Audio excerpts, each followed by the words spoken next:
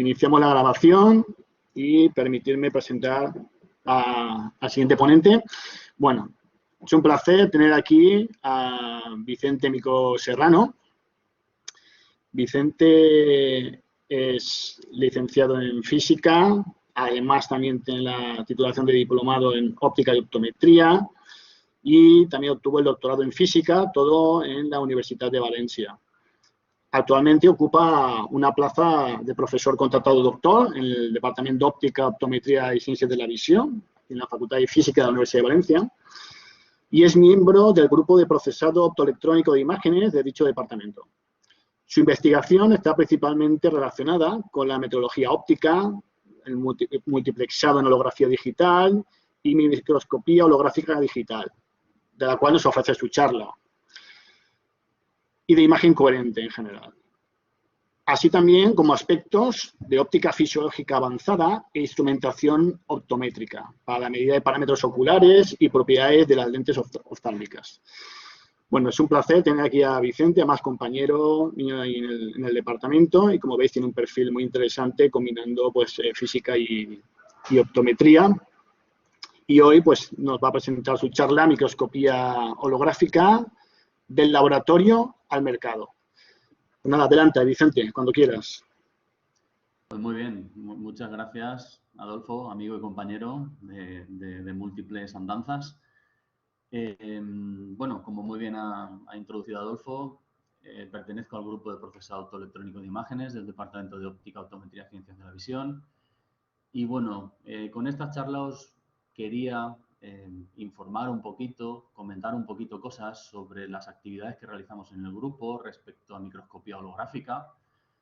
Todo desde un punto de vista muy práctico, muy enfocado al mercado. Es decir, desde un punto de vista de la aplicación de esta investigación que realizamos aquí, para que veáis un poco que esto es algo que en realidad pues, existe a nivel comercial y que tiene un potencial de crecimiento enorme. Entonces, bajo esa perspectiva, bajo ese prisma, he estructurado la charla en 3 grandes bloques. Uno primero que tiene que ver con introducción, tenemos que definir un poquito qué es un objeto de amplitud y un objeto de fase. Hablaremos de imagen de fase cuantitativa y veremos cómo obtener este tipo de imágenes y qué importancia tienen. Eso será una especie de conceptos básicos para referenciarnos a todos, hacia dónde, sobre qué va la charla y hacia dónde van a ir los siguientes apartados. Los siguientes apartados, pues, son 2 grandes bloques que ya viene un poco relacionado con la investigación que hacemos en el grupo, en donde pues os expondré algunas configuraciones o algunos setups sobre microscopía holográfica digital, en concreto utilizando una configuración de interferometría de camino común, porque tiene una serie de ventajas con respecto a otras configuraciones existentes. Veremos ejemplos y veremos cómo se puede adaptar un microscopio convencional de luz blanca, que existe en muchos laboratorios y en muchos centros, cómo se puede adaptar este microscopio para dotarlo de capacidades de sensado coherente, es decir, convertirlo en un microscopio holográfico con mínimas modificaciones. Y por último, iremos a un apartado también de holografía microscópica digital, pero en este caso trabajando sin lentes. Esto es una aplicación, bueno, tampoco es tan nueva porque data de mediados del siglo pasado, pero digamos que el desarrollo tecnológico y las aplicaciones pues se están desarrollando durante esencialmente este siglo y especialmente durante los 10 últimos años.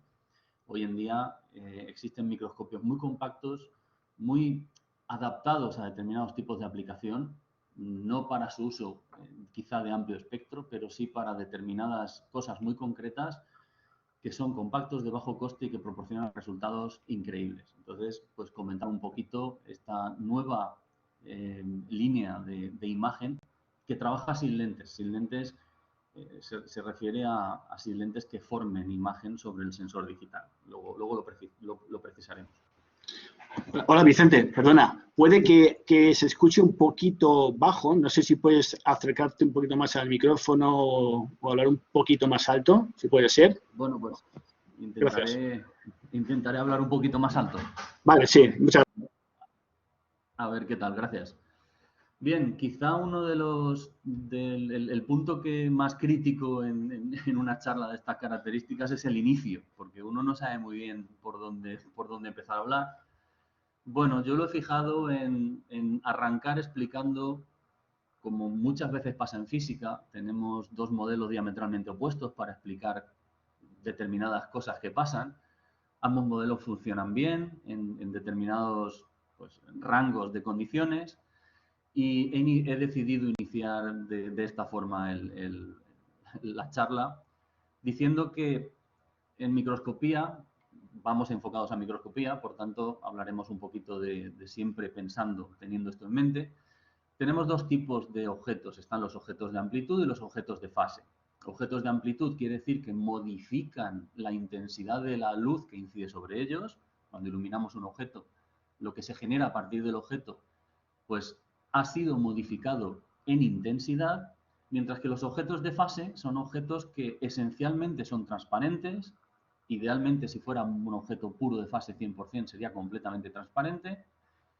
Transparente cuando formamos imagen del objeto sobre el sensor digital, pero estos objetos alteran otra cosa de la iluminación, que es lo que se conoce con el nombre de fase de la iluminación. Entonces tenemos estos dos tipos de objeto y, claro, al igual que tenemos la dualidad onda-corpúsculo en la interpretación de las ondas electromagnéticas y de la luz en particular, pues vamos a tomar la teoría ondulatoria, porque en difracción es la teoría que permite explicar la difracción y es la teoría que se utiliza, mediante la cual, pues, cuando iluminamos un objeto, el campo que se genera tras el objeto que es iluminado, ese campo acaba siendo recogido en parte por el objetivo del microscopio y formado en imagen sobre el sensor digital.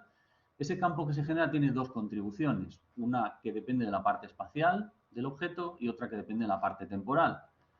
Bajo determinado nivel de aproximaciones, teoría escalar, aproximación paraxial, etcétera, podemos concluir, es un modelo más básico, pero que sirve para explicar lo que os quiero decir, podemos concluir que el campo generado cuando un objeto es iluminado tiene dos contribuciones, uno que depende de la amplitud, que sería la U sub 0 de xy, y otro que depende de la fase, que va como 2pi partido longitud de onda en el medio por la distancia de propagación z. Teniendo en cuenta la definición de longitud de onda en el medio como longitud de onda en el vacío dividido por el índice de refracción del medio, pues se nos quedan estas dos partes perfectamente bien definidas. Una que es una amplitud, que es un módulo que interactúa con la cantidad de luz, con la intensidad que nos llega al sensor. En la figura de arriba tenemos un test de resolución que consta de una serie de elementos y grupos, que son barras horizontales y verticales y unos numeritos para poder identificarlos, con tamaño decreciente, que se suele utilizar pues, para controlar o para testear la resolución de sistemas ópticos, la calidad de imagen, el campo visual que tenemos, etc. Y ese test, en algunos casos, en la mayoría de ellos, es una especie de, es un cristal que tiene un recubrimiento metálico que absorbe, que bloquea intensidad de la luz. Por eso vemos sombra frente al fondo que está iluminado, en el caso de la figura. Bueno, pues eso sería un objeto de intensidad o de amplitud que actuaría sobre el módulo de U sub 0. No introduce modificación en la fase. Sin embargo, en microscopía, en biología, en biomedicina, pues se suele trabajar con células y las células suelen ser casi en su totalidad objetos de fase. Objetos de fase apenas modifican la amplitud de la iluminación y lo que hacen es introducir una variación en la fase del frente de onda que sale del objeto una vez es iluminado. Claro, cuando nosotros evaluamos la intensidad en nuestro detector, en nuestro sensor, evaluamos el módulo de la distribución de amplitud compleja que llega al sensor. De manera que nos estamos cargando la información de la fase y solo estamos detectando la información de amplitud. Por tanto, tenemos un problema con los objetos de fase y necesitamos desarrollar herramientas para poder visualizar esos objetos de fase, porque esencialmente son transparentes, tal y como podemos ver en la figura de arriba, donde tenemos células. La primera imagen se corresponde con un test de microscopía similar al de amplitud, pero de fase. Luego os precisaré un poquito más esto que es. Y dos imágenes de células de cáncer de próstata y de células espermatozoides inmersas en su propio medio, que esencialmente son transparentes y no podemos visualizarlas. Entonces, ¿cómo podemos visualizar estos objetos de fase y analizar? Bueno, pues clásicamente existen varias técnicas al respecto. Una es técnica de fluorescencia, que consiste en añadir unos determinados colorantes y excitar estos fluorocromos para poder obtener una imagen de intensidad a partir de esos fluorocromos, ¿no? Que se añaden con una determinada composición química en función de lo que queramos nosotros analizar del objeto, se adhieren a determinados segmentos o a determinadas partes de la muestra biológica y posteriormente los podemos ver en intensidad con un contraste muy bien definido, como tenemos en esta imagen. Claro, esto es una técnica bastante invasiva porque tenemos que añadir sobre la muestra cosas adicionales, con lo cual podemos cambiar el comportamiento y en algunos casos incluso podemos matar la muestra, con lo cual pues parece que no nos interesa mucho. O podemos hablar de otra serie de técnicas determinadas, clásicas también, como son, por ejemplo, el contraste de fase, o otras técnicas como es el DIC, el contraste interferencial diferencial, que permite una mejora del contraste de los objetos de fase. Pero, ¿cuál es el problema de estas técnicas? Pues que clásicamente estas técnicas son principalmente cualitativas, no son cuantitativas, aunque hoy en día existen versiones cuantitativas, en general no permiten medir y además no son lineales entre la variación de fase y la intensidad que se proporciona de esa imagen.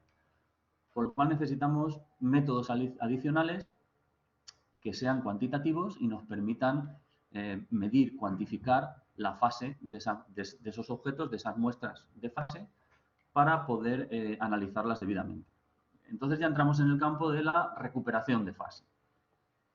De acuerdo, pues volviendo a retomar un poquito donde me lo había dejado en el apartado anterior, el campo difractado, el campo detrás de un objeto que es iluminado, para un objeto de fase esencialmente podemos aproximarlo a una exponencial compleja, donde el argumento de la exponencial pues tiene que ver con la fase transmitida por esa muestra. ¿Y qué quiere decir la fase transmitida por esa muestra? Pues si os fijáis en la definición de lo que va en el argumento de la exponencial, pues tenemos 2pi partido lambda 0, son constantes, y tenemos el producto de dos cosas.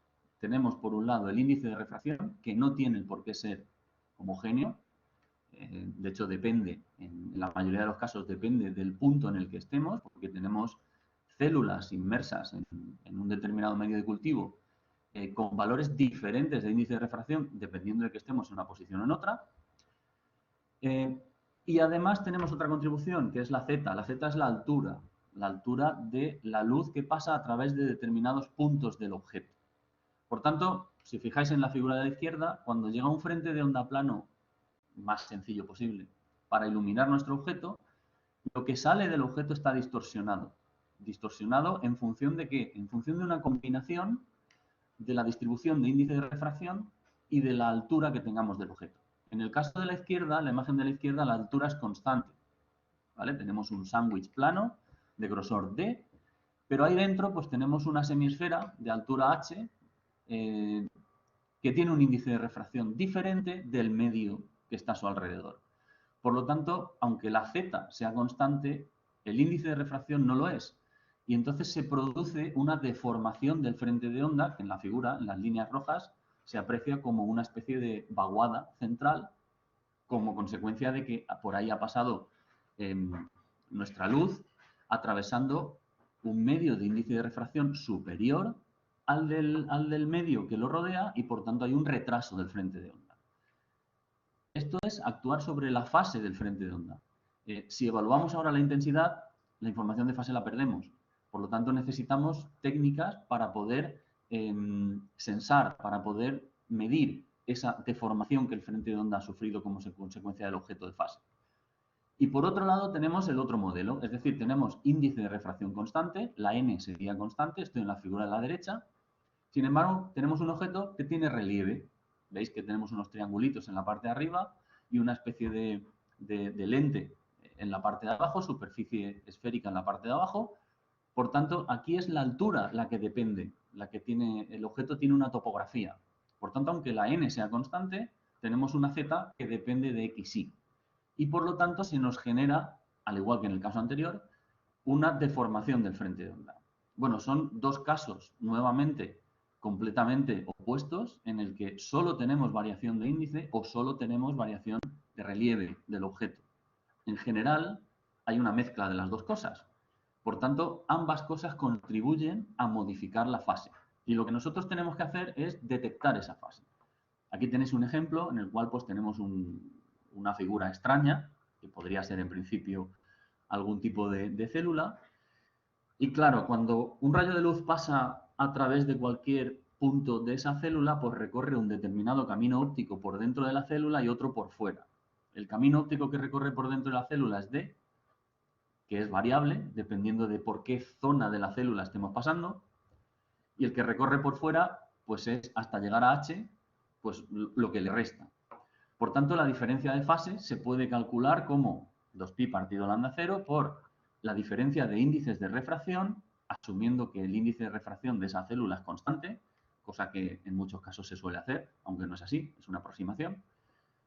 Resta diferencia de índices de refracción multiplicado por la D, por el espesor variable, dependiendo de por dónde estemos pasando, más H, que sería el grosor máximo de esa célula, multiplicado por el índice de refracción del medio que tenemos ahí. Con lo cual, si somos capaces de medir la fase, de alguna manera, ahora os diré cómo, somos capaces de detectar esas variaciones de índice y de espesor. Si conocemos el índice, podemos calcular espesor. Si conocemos espesor, podemos calcular la distribución de índice.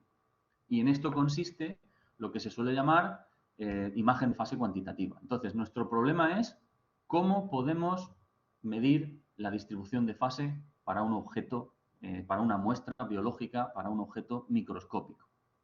Bueno, pues existen, digamos, diferentes aproximaciones. Hablaremos principalmente de las aproximaciones de campo ancho, que es lo que se suele utilizar en microscopía. Tenemos algunas aplicaciones basadas en técnicas no holográficas, como por ejemplo pueden ser algoritmos iterativos de recuperación de fase o incluso resolución determinista de determinadas ecuaciones, como la ecuación de transporte de la intensidad. Pero lo que nosotros realizamos o donde estamos involucrados en nuestro grupo es en métodos holográficos, que se basa en la interferencia entre dos ondas coherentes en un determinado plano de registro. Y esta interferencia clásica, pura y dura, se puede realizar de dos maneras distintas aplicado a microscopía. Una, con objetivos de microscopio, con sistemas formadores de imágenes convencionales, es decir, ilumino la muestra, tengo una lente y formo imagen sobre el detector, y sobre el detector luego reintroduzco mi haz de referencia, mi haz de interferencia al coherente para registrar esas interferencias, o lo podemos hacer en una configuración sin lentes. No, de momento no pretendo dar más detalles, ahora iremos un poquito más en profundidad. Pero al final lo que tenemos es que, si recordáis la imagen de este test de resolución de fase que apenas se ve, que es la imagen de la izquierda, si somos capaces de recuperar la distribución de fase, pues tenemos una imagen como la que aparece ahí, con un contraste muy bueno, donde podemos distinguir los detalles del objeto y podemos cuantificar ese relieve. En este caso era un test de relieve, podemos cuantificar ese relieve porque recuperamos la información de fase típicamente en radianes. Entonces, conociendo el índice de refracción, podemos pasar ese relieve, podemos pasar esos radianes a micras de espesor y podemos cuantificar los saltos que hay entre el fondo y esos elementos, esas barras que en principio son más altas. O podemos, por ejemplo, analizar espermatozoides, como se ve en la figura, recuperando la amplitud compleja y, por tanto, la distribución de fase, y visualizar de una manera con muchísimo más contraste y además cuantitativamente el relieve o la distribución de índice, es decir, el propio objeto en sí, de esas células espermatozoides, donde ya empezamos a ver pues piquitos, zonas un poquito más blancas, más negras. Vemos que en la zona del acrosoma, que es la cabecita del espermatozoide, pues tiene un valor inferior a la zona de donde inicia el cuello y la cola, que tiene un pico más alto. Eso nos habla de que hay más o menos información genética contenida en una zona u en otra, etcétera. Y podemos empezar a medir y a cuantificar cosas. Por tanto, estos son otros ejemplos de microesferas de 3 micras de diámetro. Microesferas son unos objetos que se suelen utilizar muchas veces para realizar calibración en sistemas de microscopía, que son objetos definidos con una determinada geometría y un valor de índice de refracción, y podemos utilizarlo para realizar tareas de calibración de cara a medir luego otros parámetros. Entonces, estas microesferas se ven solo los bordes, que son los circulitos negros rodeando la microesfera en la imagen de intensidad, mientras que si somos capaces de recuperar la fase, pues tenemos una imagen de muchísimo contraste, como se ve en la imagen de la derecha, blanco-negro, y además podemos, como conocemos el índice de refracción, podemos pasar esa información de fase a espesor, en micras, que es la imagen que está abajo. Y entonces podemos ver cómo esas microesferas efectivamente tienen 3 micras de diámetro, puesto que proporcionan un relieve de 3 micras de diámetro. Y a la derecha pues hay un par de ejemplos más de glóbulos rojos, serían la figura de la izquierda, y más a la derecha pues de cáncer de células de cáncer de próstata, visualizadas gracias a que se recupera la información de fase. Muy bien. ¿Cuáles son las configuraciones básicas, clásicas, para hacer interferometría en microscopía? Pues tenemos dos. Tenemos que un haz coherente, empezamos por la izquierda, es que creo que no he activado el cursor y no se ve el ratón, por tanto no puedo señalar.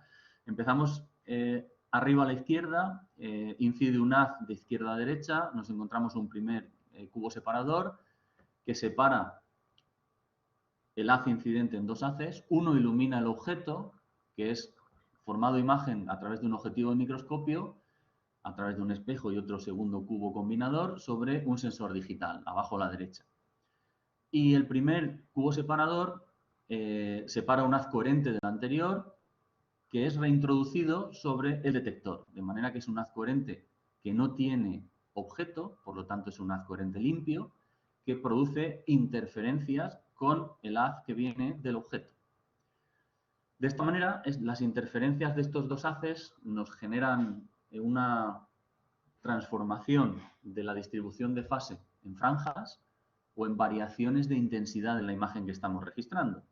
Y tenemos dos configuraciones básicas para procesar esa información. Una es la configuración en eje, que es la que tenéis en la figura.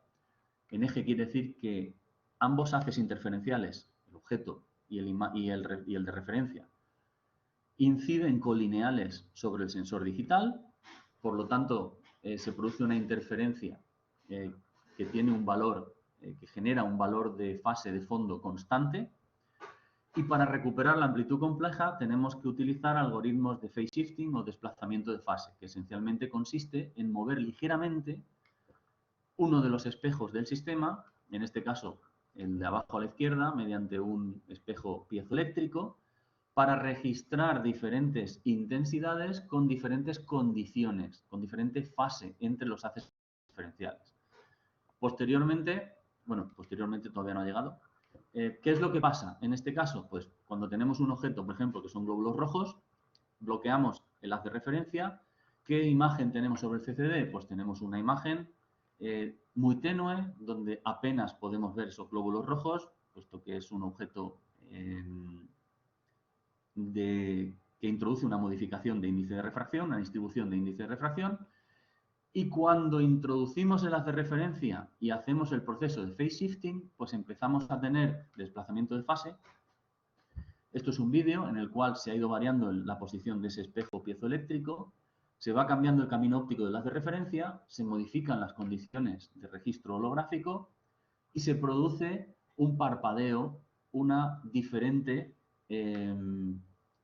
intensidad como consecuencia de la diferencia de fase que existe entre esos dos haces que interfieren. Entonces, esta interferencia, este conjunto de imágenes, lo podemos procesar mediante algoritmos de phase shifting, que son comúnmente conocidos por todos. Requieren mínimo 2 y un fondo o 3 imágenes, aunque en realidad se pueden coger un ciclo de 20, 30 o 40 imágenes. Cuantas más imágenes, en principio, mejor promedia todo. Y al final podemos recuperar la fase relativa del haz objeto con respecto al haz de referencia que estamos metiendo. Y esa fase relativa nos permite visualizar nuestras células, nuestros glóbulos rojos, gracias a que tenemos la información de fase. Hacemos un plot, hacemos una visualización de la distribución de fase. Y eso ya nos lleva pues, a identificar, por ejemplo, la típica forma de donut que tienen los glóbulos rojos y podemos de manera cuantificada en radianes, que se puede traducir en espesor, si asumimos un determinado valor de índice de refracción, y podemos hacer cortes, y podemos hacer plots, y podemos medir cosas, podemos medir volumen encerrado por el glóbulo rojo, podemos hablar de densidad de masa seca del glóbulo rojo o de otras células, y una serie de parámetros derivados que son interesantes desde un punto de vista biomédico. ¿De acuerdo? Bueno, pues la otra configuración clásica que hay es una configuración fuera de eje, donde ahora, si os fijáis con respecto al dibujo anterior, el haz de referencia ya no incide colineal con el haz imagen sobre el sensor digital, sino que giramos ligeramente el espejo de abajo para producir un ángulo. Claro, ese ángulo hace que exista un patrón de franjas entre ambos haces interferenciales y esto pues aporta una novedad, que es que cuando realizamos una transformada de Fourier, si el sistema está, una transformada de Fourier del holograma registrado, si el sistema está debidamente ajustado, pues somos capaces de desolapar los órdenes de difracción y filtrar la amplitud compleja que ha sido transmitida por la pupila del objetivo de microscopio. Vamos a ver un ejemplo. En este caso tenemos una muestra de semen.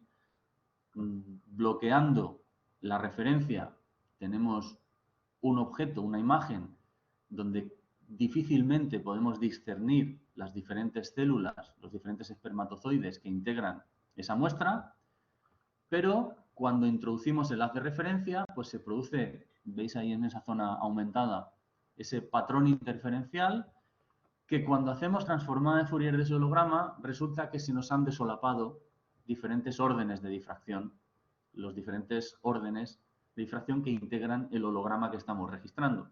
No pretendo profundizar en conceptos de holografía, pero cuando ahora resulta que filtramos una de esas distribuciones que os he resaltado ahí con los circulitos continuos y discontinuos, esa información que está en ese círculo que hay ahí contiene tanto la distribución de amplitud como la de fase proporcionada por la imagen que hemos grabado en el sensor. De manera que si nos centramos en cualquiera de esos dos circulitos, pues estamos recuperando la amplitud compleja de la muestra. De manera que si analizamos la fase, intensidad queda a la izquierda, que es una imagen esencialmente transparente. En este caso tenemos un grupo de cuatro espermatozoides que son muy poco discernibles porque son los que están en plano de enfoque, mientras que abajo hay otro grupo de otros 4 que están desenfocados. Y desenfocados sí que podemos ver las cosas. Cuando enfocamos al grupo de abajo, los vamos a ver esencialmente transparentes. Pero cuando se desenfocan sí que vemos como una sombra, ¿de acuerdo? Y esa sombra, pues, bueno, pues proviene de esas células desenfocadas, pero ahora vamos a analizarla. Eso es la distribución de intensidad. Si nos vamos a la derecha, tenemos esas franjas recuperadas como consecuencia de la distribución de fase. Y a partir de aquí ya digitalmente podemos hacer lo que queramos. En concreto, podemos compensar esas franjas interferenciales residuales que nos han quedado como consecuencia de desajustes del sistema experimental. Dirección contraria. y obtenemos una imagen de fase de fondo uniforme, donde ahora ya sí que empezamos a ver de una manera muy clara las 4 células, los 4 espermatozoides de la parte superior. Sin embargo, los de la parte inferior pues nos aparecen desenfocados. Ahora retomo el desenfoque. A partir de esta fase recuperada podemos generar digitalmente cualquier tipo de imagen clásica, como por ejemplo contraste de fase positivo y negativo, o contrastes de fase en pi medios y en pi cuartos, o incluso visualización DIC en horizontal y en vertical, visualización de campo oscuro, contraste de fase espiral o contrastes de fase de Hoffman. Son técnicas clásicas que se utilizan en microscopía, pero ahora simuladas gracias a que tenemos la información completa del objeto. Y además la tenemos cuantificada, con lo cual si representamos tridimensionalmente, hacemos un plot tridimensional de esas 4 células, pues empezamos a ver eso que os comentaba antes, esos piquitos que existen de mayor altura de índice de refracción en la zona del cuello del espermatozoide, y podemos empezar a medir y a cuantificar cosas en la imagen que hemos registrado.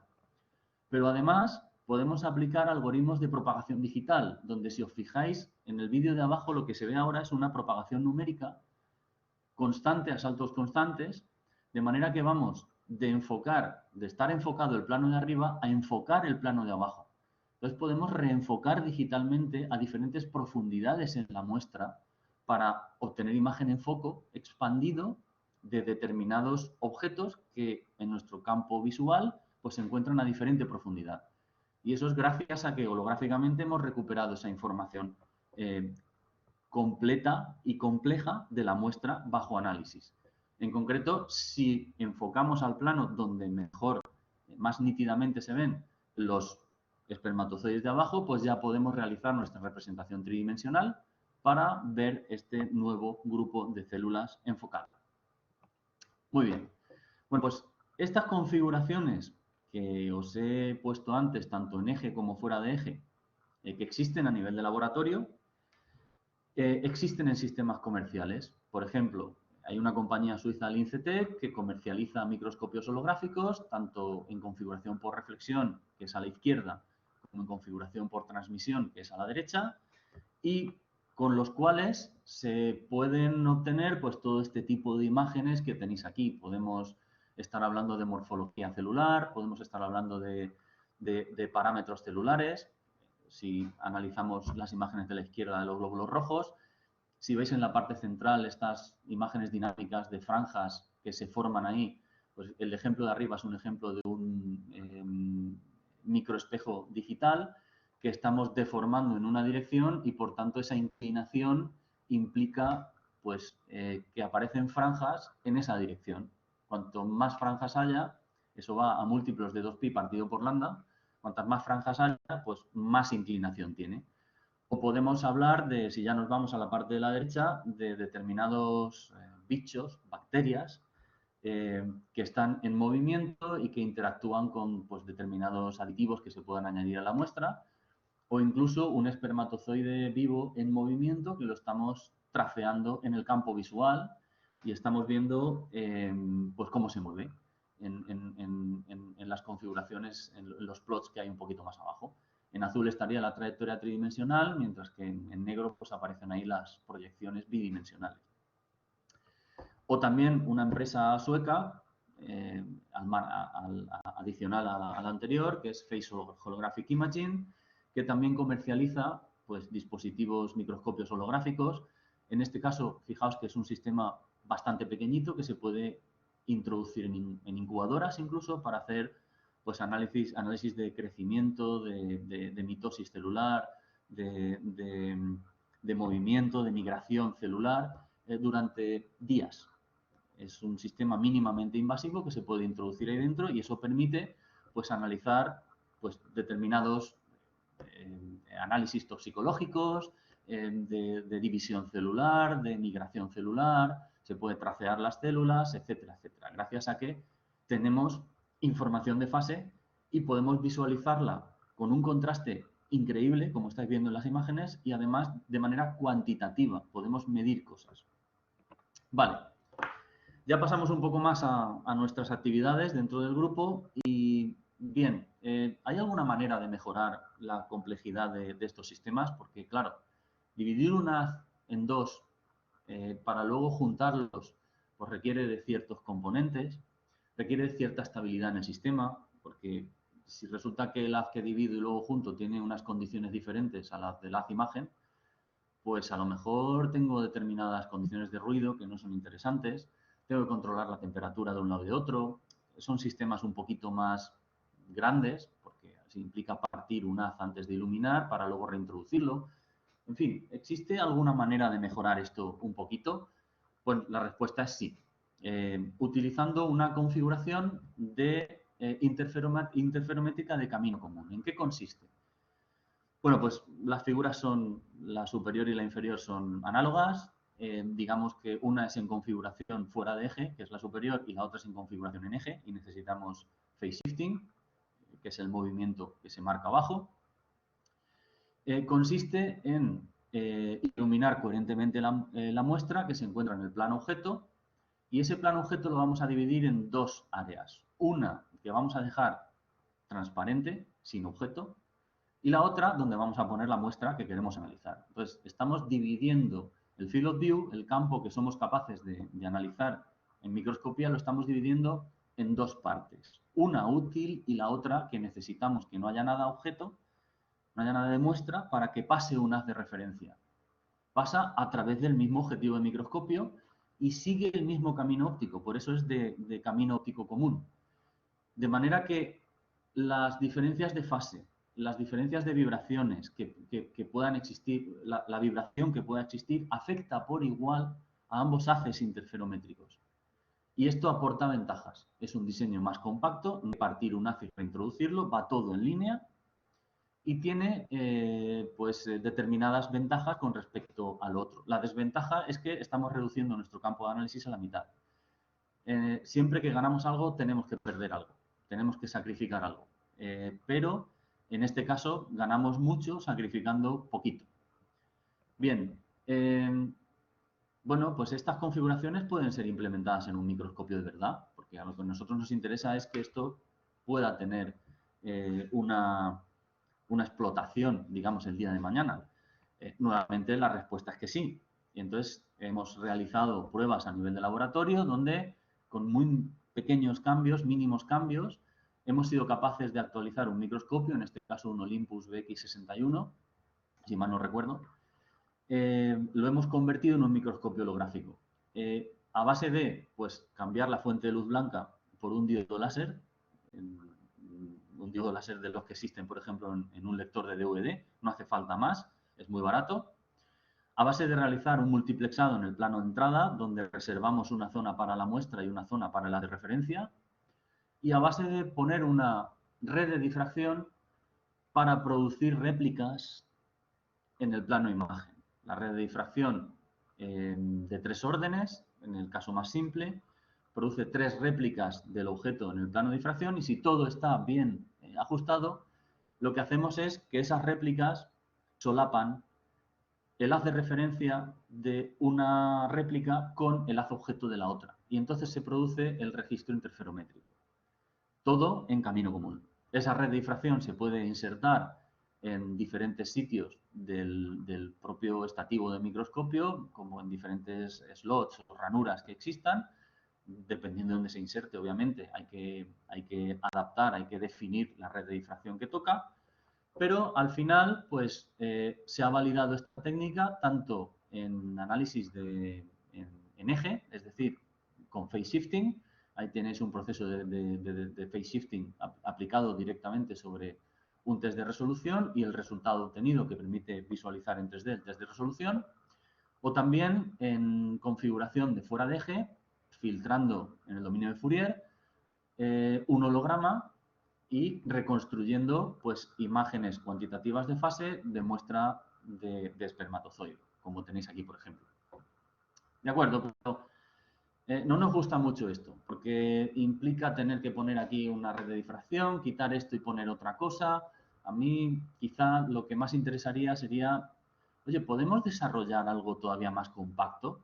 que sea adaptable a cualquier microscopio convencional y que sea capaz de detectar la distribución de fase del objeto? Pues nuevamente la respuesta es que sí. Y en este ejemplo lo que hemos hecho ha sido desarrollar un modulito externo que se acopla al puerto de salida nuevamente del mismo microscopio, y es un modulito externo basado en un cubo separador colocado a 45 grados que permite realizar un desdoblamiento de la imagen y, por tanto, permite volver a registrar interferencias en nuestro sistema. Como veo que son y 45, voy a empezar quizá a pasar un poquito más rápido porque me gustaría llegar al final de la presentación. Entonces, no voy a entrar tanto en technicalities, sino que voy a describiros un poco más cualitativamente los resultados obtenidos. Si luego tenéis preguntas, estaré encantado de resolverlas con mayor profundidad si hace falta. ¿De acuerdo? De manera que tenemos que hacer un multiplexado del plano de entrada. En este caso, cuando tenemos un objeto que nos ocupa todo el plano de entrada, el cubo separador nos lo desdobla en dos imágenes, pero como nosotros lo que queremos es una zona de referencia, pues tenemos que desplazar a nuestro medio campo objeto, nuestro objeto, dejando libre la otra parte, de manera que entonces ya sí que producimos las interferencias en nuestro doble campo. Ahora lo que hacemos es, con esos dos campos que son iguales, pero desplazados en pi, porque hay una reflexión adicional gracias al beam splitter, manejamos al cubo separador, quiero decir, manejamos esa información, filtramos nuestro orden de difracción y recuperamos la imagen directa del objeto que tiene información de fase. Aquí tenéis algunos ejemplos. El caso anterior era un objeto de intensidad que se suele utilizar para calibrar el sistema y demostrar paso a paso el procedimiento seguido. En la fila de arriba tenéis imágenes recuperadas de células de cáncer de próstata, diferentes tipos de células de cáncer de próstata, más grandes, más pequeños, con menos densidad, con más densidad, visualizadas en 3 dimensiones gracias a que recuperamos la fase transmitida por esas células. Y en la parte de abajo hay una demostración de que esto es una técnica que permite analizar muestra dinámica, muestra viva, porque en realidad solo necesitamos una imagen, un cuadro, para recuperar la fase de ese objeto que estamos analizando.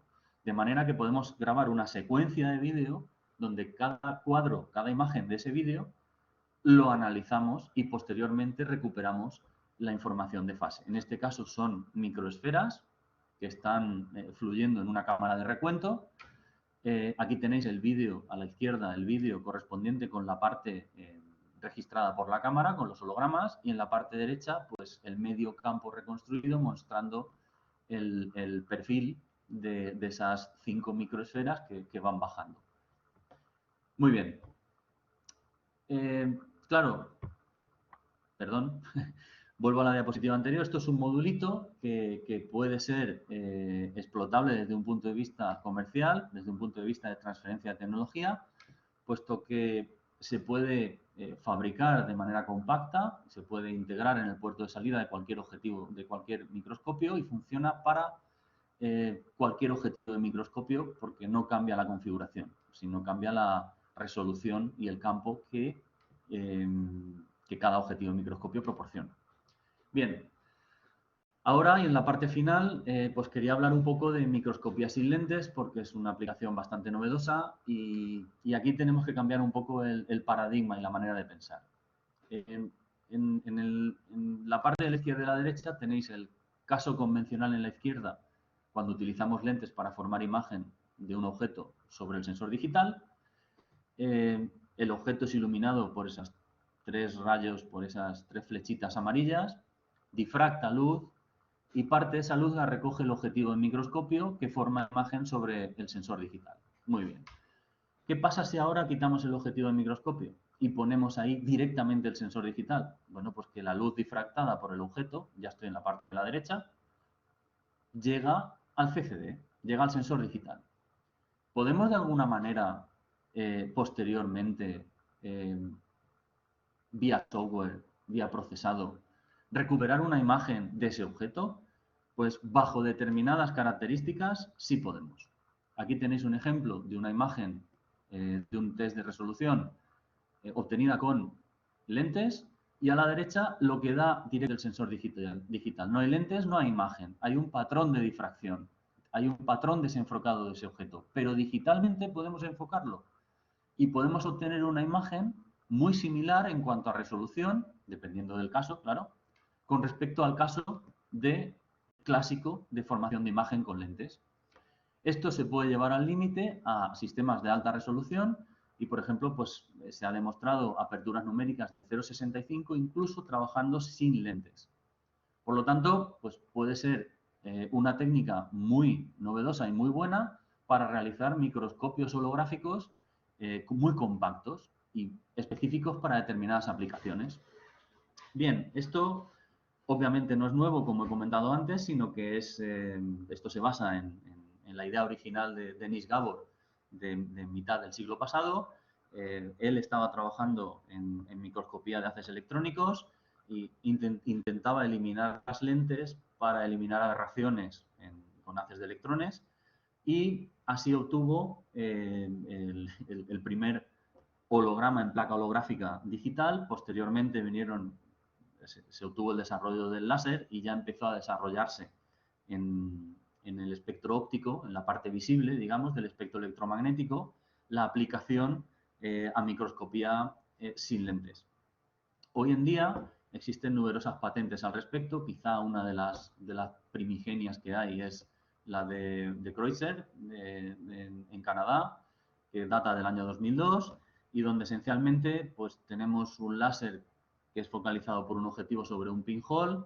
Ese pinhole ilumina la muestra que está por ahí en medio y el patrón de difracción se registra sobre el sensor digital, y bajo determinadas condiciones, esas condiciones son que el objeto tiene que ser poco difractante, es decir, tiene que bloquear poca luz, porque aquí, ¿cuáles son nuestros dos haces de interferencia?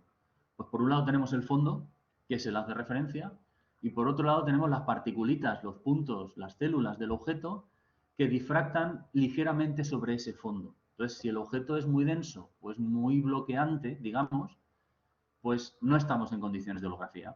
Pero si el objeto es poco denso y se puede considerar como una perturbación del fondo, entonces estamos en condiciones de holografía y podemos aplicar reconstrucción digital para reconstruir amplitud compleja, intensidad y fase. ¿Vale? Pues con este tipo de sistemas, aquí tenéis un ejemplo. Lo de arriba son impactos láser de lo que se suele poner en determinadas lentes oftálmicas. Hoy en día los progresivos llevan unas marquitas, se habla de lentes personalizadas. Pues ¿cómo se hace eso? Pues se hace con unos impactos láser que produce un keyhole, produce una pequeña ablación de la zona, que luego eso se rellena con otro índice de refracción. Tenemos un sándwich de índice, con lo cual es un objeto perfecto para ser analizado. De hecho, se puede enfocar a la derecha cada uno de esos perfiles de índice y podemos caracterizar esos perfiles de índice para saber si nos hemos pasado, si nos hemos quedado cortos. Es un objeto poco difractante. Hacia abajo empezamos a entrar en objetos más difractantes. El de en medio es un USAF positivo, un test de resolución positivo, todavía permite imagen, mientras que el de abajo es un USAF, test de resolución negativo, que no tiene fondo, que bloquea el fondo, con lo cual es imposible realizar reconstrucción directa. Además, hay otras limitaciones, como por ejemplo el ruido coherente, que hace que todo tenga un aspecto un poco quizá fantasmagórico, si me permitís, con muchos halos, múltiples reflexiones, etcétera, poco contraste, iluminación caída en el borde, etcétera. Todo esto es mejorable, por ejemplo, si consideramos varias imágenes a la vez y realizamos promedio, con lo cual se refuerza el contraste y se homogeniza el fondo, o utilizando fuentes de coherencia parcial también. Y otra limitación seria que tiene esta configuración en línea de Gabor, por así decirlo, o holografía en línea, sin lentes, es la existencia de la imagen gemela de la holografía. El patrón de interferencias que registramos en el plano del holograma puede ser enfocado hacia distancias positivas o negativas, y existen dos imágenes que son complejo conjugadas una de la otra. Por lo tanto, cuando enfocamos al plano de una de esas imágenes, tenemos la otra desenfocada doble de distancia. Y ese desenfoque pues hace que tengamos ruido, que tengamos halos. y que no seamos precisos, digamos, caracterizando y midiendo cosas, porque tenemos esa perturbación de la otra imagen. Bien, aquí tenéis un ejemplo. En medio está el plano del holograma desenfocado. Podemos enfocar hacia la izquierda o hacia la derecha y tenemos las imágenes gemelas de la holografía. Existen técnicas para eliminar este problema de la imagen virtual y si lo hacemos, pues este es el mismo ejemplo de anterior. El holograma está en la columna de la izquierda, el enfoque directo está en la columna del centro y si eliminamos la imagen virtual, fijaos la mejora de calidad de imagen que tenemos. En el caso del 45, pues bueno, estamos reduciendo halos y fondo, pero en el caso de los test de resolución, sobre todo en el último, pasamos de no ver a ver, gracias a que hemos eliminado la imagen virtual y hemos recuperado la información completa, tanto de amplitud como fase, y ya podemos propagar digitalmente. Bien, basándonos en estas técnicas, ¿podemos implementar esto en una configuración holográfica? Pues sí, también lo hemos hecho y lo hemos llamado Michel Microscopy, que viene de múltiple iluminación, viene de Single Holographic Exposure, es decir, un single shot, es una única captura y además es holográfica. Estamos en difracción en la región de Fresnel y además en microscopía, de ahí viene el nombre de Michel.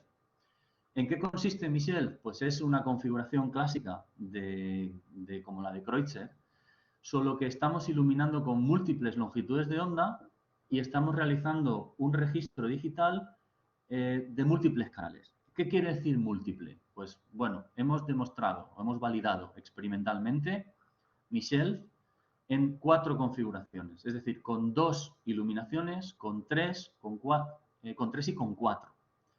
¿Vale? Simplemente pues tenemos determinados tipos de fuentes de luz que nos proporcionan 2, 3 o 4 iluminaciones simultáneamente a la vez. Iluminamos nuestra muestra simultáneamente con esas iluminaciones, con esas longitudes de onda, y tenemos un sensor digital que nos reconstruye. Si hemos utilizado 2, pues con 2 canales sería suficiente. 3 iluminaciones, 3 canales. Vamos a ver algún ejemplo concreto. Este sería 2 de los sensores que hemos utilizado. Por ejemplo, iluminación con multiplexado en RGB. Pues juntamos, como sea, con un cubo combinador o con un láser de diodos acoplados a fibra óptica, juntamos 3 longitudes de onda RGB, iluminamos el objeto a la vez y tenemos un sensor a color, donde el filtro de Bayer pues, nos selecciona o nos va a permitir desacoplar las longitudes de onda de iluminación, porque el rojo va al rojo, el verde va al verde y el azul va al canal azul del sensor digital. Entonces, de un holograma RGB reconstruimos, separamos esos canales RGB y a partir de aquí viene toda una etapa de procesado digital que me vais a permitir que me salte un poquito para ahorrar algo de tiempo, en el cual se ecualiza el fondo, realizamos transformada de Fourier, fusionamos en el dominio de Fourier con una determinada máscara de pesos y hacemos transformada inversa para recuperar un objeto que tras varios ciclos de iteración pues nos proporciona una imagen con contraste mejorado y que mitiga, que casi elimina la imagen virtual. Es decir, estamos funcionando con una única imagen, pero realizamos un multiplexado. En este caso, multiplexado en RGB. Es decir, iluminamos RGB y detectamos RGB. Es decir, tenemos la iluminación y la detección sintonizada, canales sintonizados. Otra opción es desintonizar la iluminación. Claro, una fuente de 3 longitudes de onda acoplada a fibra óptica láser, pues vale mucho dinero. Entonces, si estamos pensando en que esto sea un dispositivo comercial, pues tenemos que abaratar. Bueno, pues en este caso hemos utilizado una fuente de Blu-ray que contiene, de los que existen los cabezales de PlayStation, por ejemplo, que tiene emisión en 405 nanómetros para el Blu-ray, en 660 nanómetros para el DVD y en 780 para el CD, 3 longitudes de onda muy justitas, con un coste muy reducido y una cámara RGB. En este caso no tenemos sintonizada las longitudes de onda de emisión con los canales de detección, de manera que una longitud de onda puede entrar en otras, en varios canales del sensor digital. Y por tanto, pues tenemos que recuperar los canales iniciales, originales correspondientes a cada una de las longitudes de onda y realizar una mezcla. Esto lo hemos llevado al límite con 4 longitudes de onda. El holograma que se registra pues es a color, se separan los diferentes canales, se recuperan las intensidades iniciales y aquí, por ejemplo, veis el resultado de, a la izquierda, el que se recupera con Miset de 4 canales. Veis que prácticamente no existe ruido coherente y ha mejorado muchísimo el contraste en comparación con lo que se obtiene cuando utilizamos una única longitud de onda, que sería la imagen convencional de microscopía en línea. Vale. Hola, Vicente. Vicente, perdona. Deberíamos ir terminando, si puede ser, en breve. 2 minutos. Perfecto. Sí, estupendo. ¿Cómo hemos validado toda esta tecnología de sin lentes? Pues en el caso de RGB, a nivel de laboratorio, sistema experimental en laboratorio, a nivel de IRRB, digamos, emisión y detección no sintonizada con canales, pues hemos construido un prototipo que lo hemos incluso llevado a pruebas de campo basado en esta tecnología y que posteriormente hemos mejorado. Hemos tenido 2 versiones. Aquí veis una caja cuadrada de aproximadamente 20 centímetros que dentro integra toda esta tecnología y que está pensada para analizar muestra de espermatozoides, es decir, analizar movimiento tridimensional de células de espermatozoide. Y el de 4 canales, pues se nos ha quedado de momento solo a nivel de prototipo de laboratorio. En concreto, si vemos la configuración RGB, pues tenemos este tipo de imágenes. De momento son imágenes estáticas. Esto ha sido testeado a nivel de laboratorio. También para las muestras de lentes oftálmicas. Y quizá, y para muestra de microesferas en movimiento, quizá me gustaría comentaros lo que se obtiene cuando estamos analizando la muestra de espermatozoides en una cámara de recuento que tiene 100 micras de grosor. En este caso tenemos células espermatozoides que van nadando en diferente profundidad y que digitalmente podemos saber dónde se encuentran gracias a esta propagación digital de un plano a otro. Una vez tenemos o hemos decidido dónde están enfocadas esas células, cuál es el mejor plano de enfoque de esas células, realizamos un tracking, es decir, el movimiento de esas células en nuestro campo visual, que ya no es plano, sino que es en 3 dimensiones. Y obtenemos información en 3 dimensiones del movimiento de estas células y de las trayectorias de estas células, a partir de las cuales pues, podemos medir parámetros nuevos, porque hasta la fecha este tipo de muestras se ha analizado en 2 dimensiones, mientras que gracias a que somos capaces o se puede reenfocar a diferentes planos de profundidad, pues podemos tener movimiento tridimensional y podemos calcular velocidades tridimensionales, circulares, rectilíneas, desplazamientos, velocidades de giro, etcétera, etcétera, de una manera muy precisa gracias a esta tecnología. Vale, pues siento el pequeño retraso, ya he terminado. Muchas gracias por vuestra atención.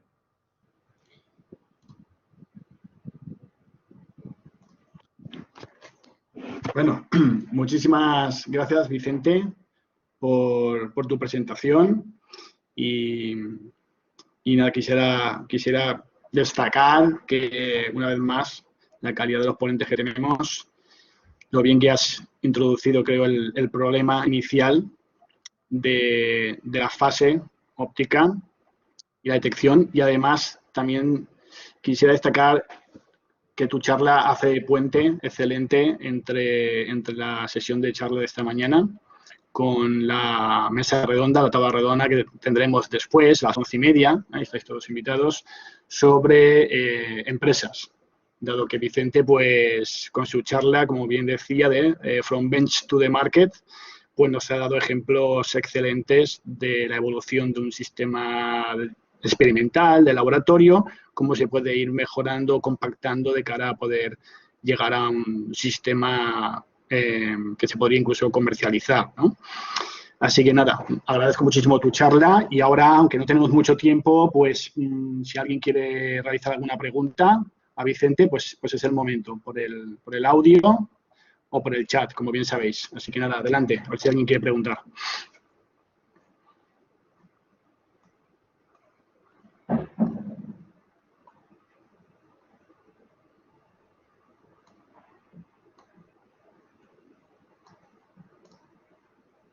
Demasiada información, quizá.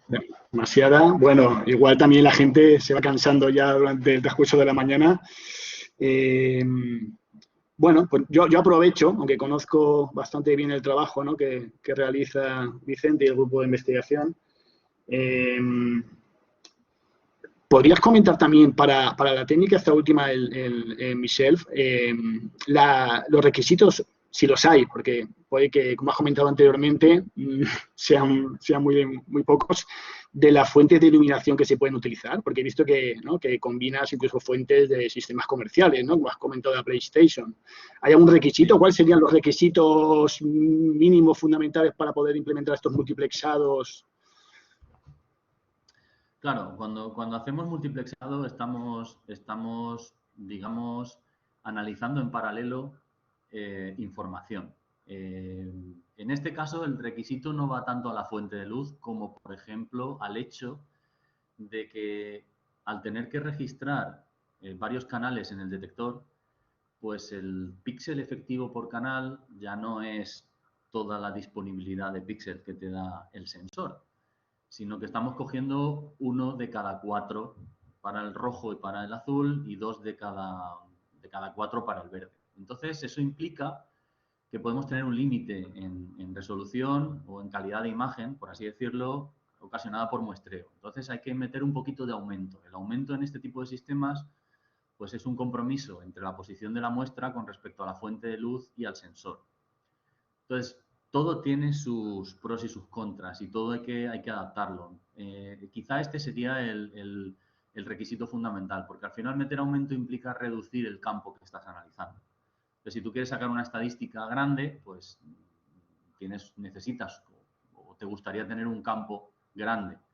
Pero al tener que meter aumento en este caso, pues reduces un poquito más el campo, cosa que pues al final te lleva a analizar un tiempo de muestra un poquito más grande.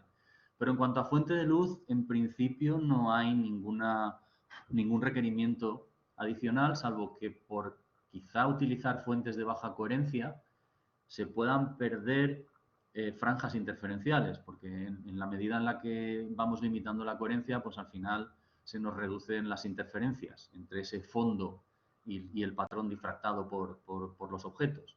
Entonces eso sí que podría meter además un corte adicional en calidad de imagen por reducción de la resolución por difracción, digamos. Pero fuera de eso, pues claro, depende de lo que quieras. La fuente acoplada a los láseres que tenemos acoplados a fibra óptica funciona muy bien a nivel de laboratorio, pero son inútiles o no son apropiados para un dispositivo comercial. Mientras que este cabezal de PlayStation, pues es una maravilla al respecto. Entonces, no hay muchos requerimientos en cuanto a fuentes de luz. Pues nada, muchísimas gracias por la explicación, Vicente. No sé si alguien más quiere preguntar. Tendríamos tiempo para una preguntita o dos rápidas y si no, pues daremos la sesión por terminada. ¿Alguien quiere preguntar algo a Vicente? El chat, ¿no? Igual ya es hora de tener un pequeñito descanso. Bueno, pues si no es así, agradecer nuevamente a Vicente su excelente presentación.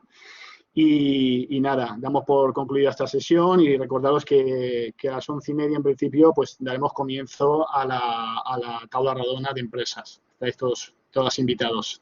Muchas gracias. Gracias a vosotros.